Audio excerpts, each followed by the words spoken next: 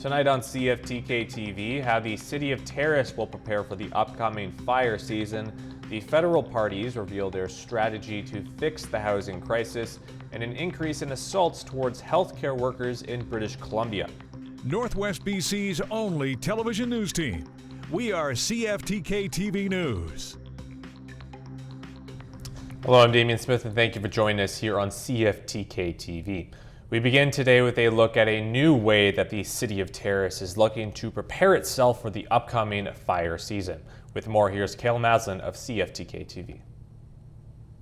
Wildfires in BC are a regular occurrence, and all levels of government throughout the province are constantly brainstorming ways to try and best be prepared for any fire threats that could end up coming their way.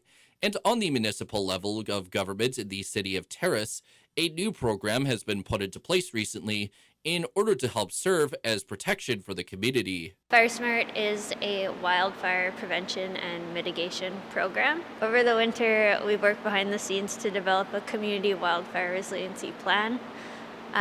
So we work closely with forestry professionals to assess Terrace's risk factor for wildfire, and it provides recommendations moving forward. And this spring, we'll have a lot of programming for public education and giving the public resources to FireSmart their homes. The education from FireSmart mainly involves them advising people to assess the exterior of their properties and look for where dead leaves and drag materials might gather, since embers can potentially ignite them, asking them to keep their gutters clean, and making sure that firewood isn't that close to your home.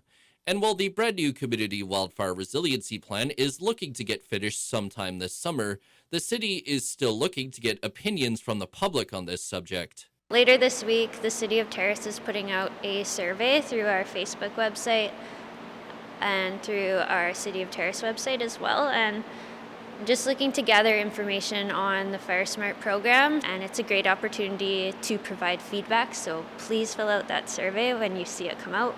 FireSmartBC.ca has been touted as another good resource to inform yourself about this subject, and FireSmart also does offer to do inspections of the exteriors of residential homes that are free if you are located in the City of Terrace's boundaries, and they can be scheduled online through the City of Terrace's website.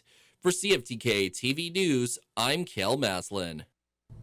And moving on to election news, to crack down on the defense of the country, Liberal leader Mark Carney was out east in Nova Scotia to focus on how the Liberal Party will go forward on defense distribution. Here's Judy Trin of CTV News. Standing in front of a wall of workers responsible for building the next generation of warships, Mark Carney said a Liberal government would protect Canada by relying more on itself, not the United States. We're over the shock of the betrayal, but we should never forget the lessons. The Liberal defense policy promises to boost naval resources by building more submarines and heavy icebreakers to defend the North, and to also build both aerial and aquatic drones to patrol Arctic skies and waters. He also wants to give soldiers a raise. The better pay would hopefully boost recruitment.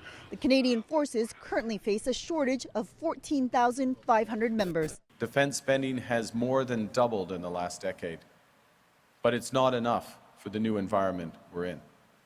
And that's why today I'm announcing my plan to rebuild, reinvest, and rearm. After the shipyard visit, Carney toured a marine research facility but did not provide any costing to his plan. Analysts say the Liberal promises are useless if the government cannot speed up procurement and change the parameters to allow Canadian companies to compete. I think it would be fair to say that we still have outstanding shopping lists of things that have not been delivered for the previous 2 or 3 governments. Carney says he will streamline procurement and use Canadian suppliers. At his final stop in Halifax, Carney greeted a political soldier returning to the front lines. Former Housing Minister Sean Fraser, who decided not to run the same day Chrystia Freeland refused to deliver the fall economic statement, says he's changed his mind. The impact of the potential trade war on jobs in my own community made me feel like I wanted to do something to serve. The Liberals say they will provide details about how they will pay for their defense initiatives when they release their full platform. But for now, Mark Carney says his government is committed to reaching the 2% NATO target by 2030. Judy Trin, CTV News, Musquodoboit Harbor, Nova Scotia. And around the province, polls have showed that different demographics in British Columbia have different priorities when it comes to who they will be voting for in this upcoming election. Here is Penny Daflos down in Vancouver. Federal party leaders are now holding multiple photo ops per day, seeking to connect with voters at a time most opinion polls are telling a similar story. We have statistical ties between the Conservatives and the Liberals in Ontario and Atlantic Canada and in British Columbia, which is nothing short of historic. Younger voters are more focused on housing, but older voters and most overall are most concerned about Donald Trump. The Liberal leader is really leaning into that. President Trump wants to break us, so America can own us. With favorability numbers consistently high, Mark Carney is going with a stick together message. Negativity won't win a trade war. Negativity won't pay the rent or the mortgage. Negativity won't bring down the price of groceries. Negativity won't make Canada strong. We also need to send the message to our youth that the best jobs in the world are trades jobs. We need boots, not suits. Now the Conservative leader is also trying to go a little more positive. Pierre Poilievre is also trying to be seen as a family man while circling back to his core messaging. Do we want a fourth Liberal term after the lost Liberal decade, or do we want a new Conservative government that will put Canada first for a change? The neck-and-neck race between Liberals and Conservatives has come at the expense of the NDP, now fighting for survival on two fronts. Mark Carney is a guy that's going to raise your cost of housing. That's what he's going to do to make more profits, probably for himself, but certainly for the companies that he worked for. Pierre Poilievre is going to sell off public land. That's his plan. Sell off public land to the highest bidder. It leaves little room for the Greens. All Canadians need to vote. Whose leader may be onto something, with threats of tariffs and annexation from the White House overshadowing many domestic issues. So this would suggest that people who are usually cynical about politics and hate all politicians and believe they're all corrupt are going to pay attention to the election and actually cast a ballot. So we could have a voter turnout that is similar to what we had in the 1980s, which was 75%. Penny Daflos, CTV News, Vancouver. And in local sports, a pair of youth ringette teams representing the Terrace Ringette Association were quite successful at the club provincials that took place over the weekend. The U19 squad finished with a third-place finish and a bronze medal in their games, but the U16 team managed to go all the way and bring home the gold. The U14 Terrace representative nearly made the podium as well, but unfortunately for them, they lost a tight bronze medal game in sudden death overtime.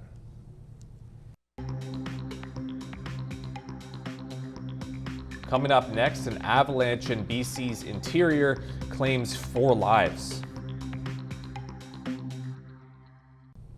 Welcome back to CFTK-TV. One unfortunate news from around the province, an avalanche in BC's interior claimed 4 lives during a helicopter skiing outing. Andrew Johnson has more on this story. The world-famous powder in BC's Purcell Mountains is a skier's dream, but yesterday the experience ended in tragedy. We obviously are crushed by what's happened. RCMP say 2 groups of skiers being guided by Stellar Heli-skiing were waiting to be picked up by a helicopter. That's when the pilot, still in the air, noticed an avalanche barreling toward the skiers and sounded an alarm. It's one of the first times I've seen that happen, where someone was able to observe and then warn those on the ground. And I honestly, I think if that didn't happen, we would have been looking at an even more tragic event. One group got out of the way in time. 4 other skiers were swept away. When rescue teams dug them out, it was too late for 3 of them. We were just unable to generate a pulse or any signs of life. The victims are 44-year-old Jeff Keenan from Whistler, BC, 45-year-old Alex Pashley of Idaho, and a local guide from Stellar Heli-skiing who was 53. A 4th man was airlifted to hospital. The tragedy is being felt deeply in ski country. Caslow is smaller than Vancouver City block in terms of the number of people. So we all know each other. And it's very, very challenging for a community who has lost a friend. The avalanche risk right now across most of the province is high. Stellar Heli-skiing says for its guests, safety comes first. We have a daily morning meeting where we make a determination about going into the field. At any point in time, if we feel it's not safe to do so, we do not. The company says it is pausing future trips while RCMP and the BC Coroner's Service investigate. Andrew Johnson, CTV News, Vancouver. And yet another dust advisory has been installed, which has been a reoccurring theme throughout the past few weeks here in the Northwest. Just like last week as well, the advisory has been saddled on Burns Lake, although this time they were not joined by any other local area. High concentrations of coarse particulate matter was also the listed reason for the advisory being activated once again. Now we'll take a look at the local weather forecast for tonight and for the week ahead. Tonight on the north coast, there should be a few clouds with increasing cloudiness along with a 60% chance of showers before morning time. Wind should be coming from the northeast at 40 kilometers per hour, increasing to 60 at times, along with a low of +6 degrees. This week should see a fair amount of sun on Friday, Sunday, and Monday, with a little bit warmer temperatures along the way. Showers will be on Thursday and Saturday with slightly cooler temperatures. The high will be 12 degrees on Friday and Saturday, while the low will be 1 degree on the weekend evenings. Tonight in Terrace and Kitimat will be mainly cloudy with a 30% chance of showers overnight. Winds should be coming from the north at 30 kilometers per hour, along with a low of +6 as well. And Terrace and Kitimat will have rain tomorrow and a chance of flurries on Saturday, but there will also be a fair bit of sunlight for this week. The high will be 15 degrees on Sunday, which is still subject to change, while the low will be 0 degrees on Friday evening. The Vultby Valley will see rain showers tonight, changing to flurries overnight, and the low should be at a rate of -2. And for this week, expect cloudier conditions heading into the weekend with flurries continuing tomorrow, but then an increase in temperatures, which will be sunny conditions starting on Sunday and on Monday. The high for this week will be 12 degrees on Sunday, and the low will be -3 on Saturday evening. And now we move on to your roadside report from around the Northwest. For additional updates, check out drybc.ca. On Highway 16, there's utility work west of Skeena, road sweeping from Hazelton to Evelyn, utility work in Endako and Willowvale, and slippery sections throughout. Highway 37 has roadside brushing north of Lake Hells Lake, slippery sections from Kitimat to Porter Landing, and compact snow from Porter Landing to the Yukon border. The Nisga'a Highway has fog patches, and Telegraph Creek Road has muddy sections. And these were what the cameras were looking like from around the Northwest.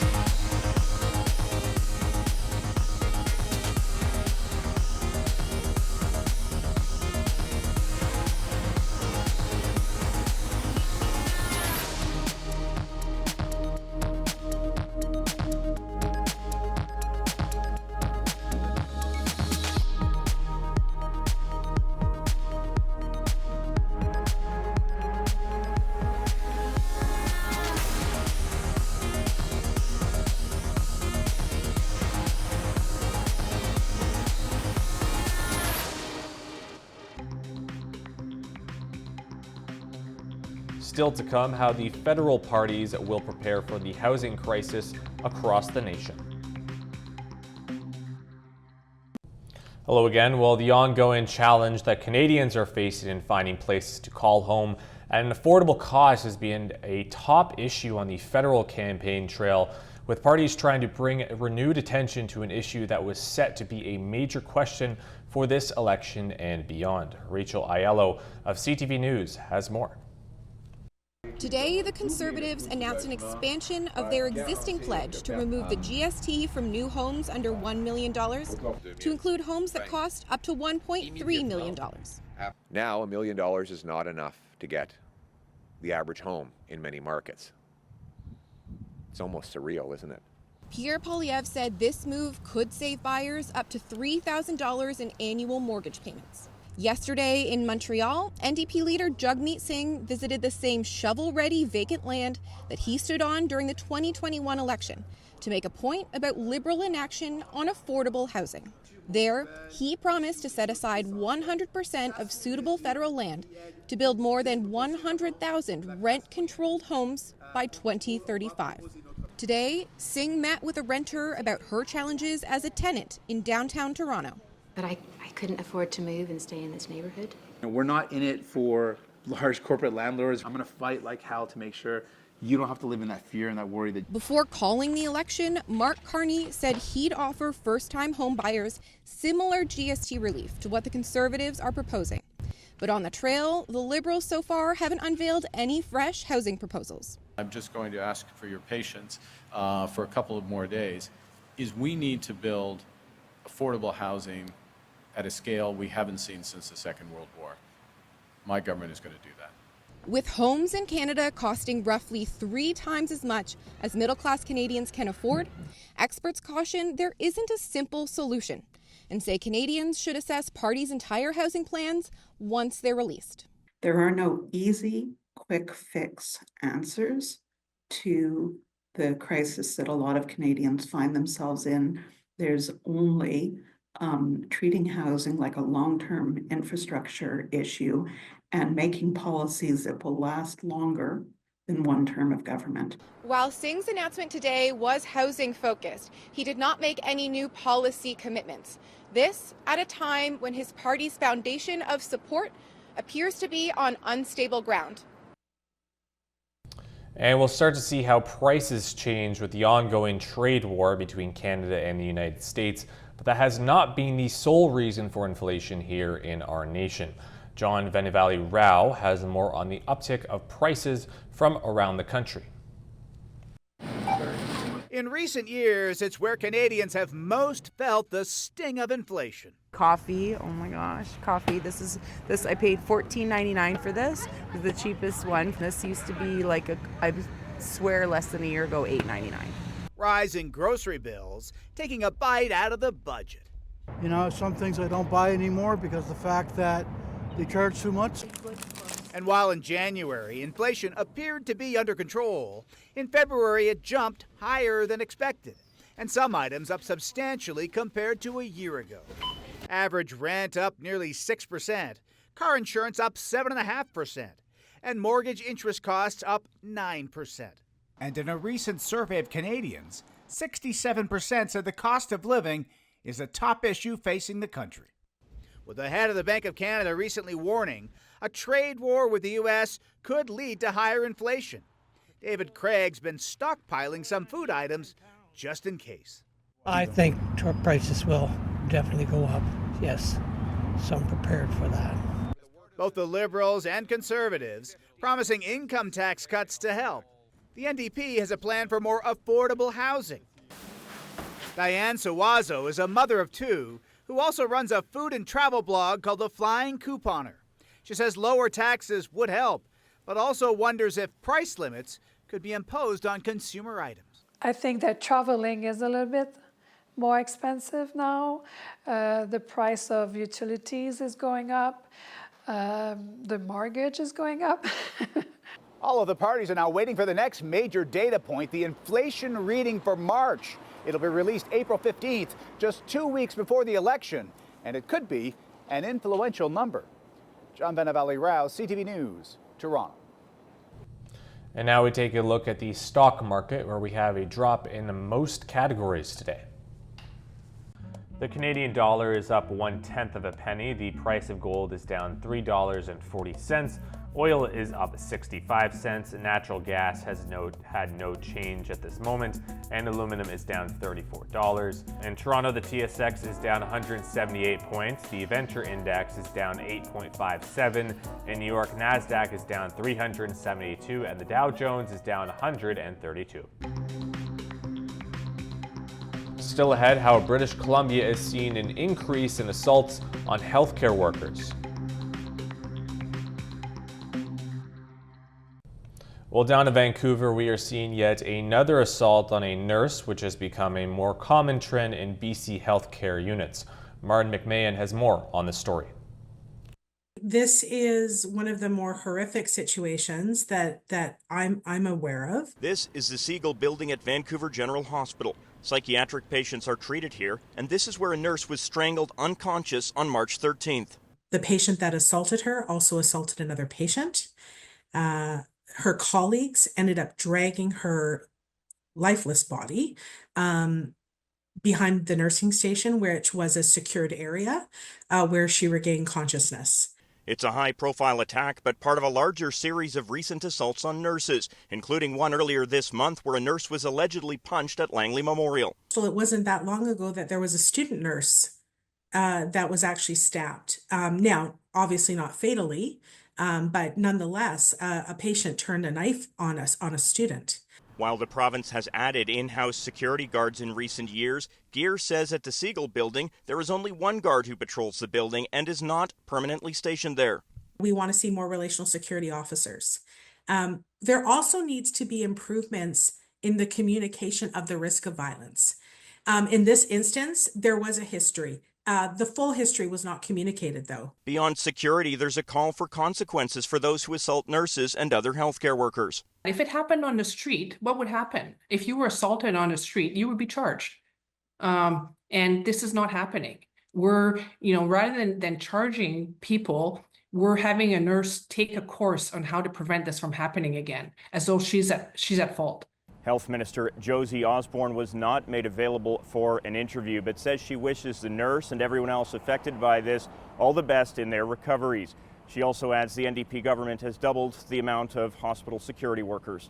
Martin McMahon, CTV News, Vancouver. Well, it may not be the most common friendship on paper, but one woman found herself with as much of a connection that she could get from an octopus. Here is Adam Sawatsky, who has our final story of the day. When Catherine Dobrovolsky began her daily walks by the water, she never expected to form a friendship. I just wanted to get some exercise in, enjoy the fresh air. But Catherine soon realized she wasn't alone in being active by the ocean. Every day there was something new here. It became addictive. While the creatures Catherine encountered and caught on camera were countless, there was just one that really captured her imagination. Just watching it camouflage and the way it moved, I was hooked. Catherine kept her eye out for other little octopi until one day she noticed a big blob. I just said, oh my God, I got to get a better, closer look. Catherine was surprised to find the biggest octopus she'd ever seen, who rushed to get a better, closer look at her too. I'm scared. The grip was so tight, it felt like I was getting my blood pressure taken in my legs, and I was petrified. I was freaking out. Catherine attempted to calm herself down by taking big breaths. I just all of a sudden started to relax, and then he did. The octopus loosened its grip, left her leg, and transformed into a shape that felt like the start of a wordless conversation. There was a connection. He felt me and I felt him. Oh, you're beautiful. And they spent the next hour together. Look at you.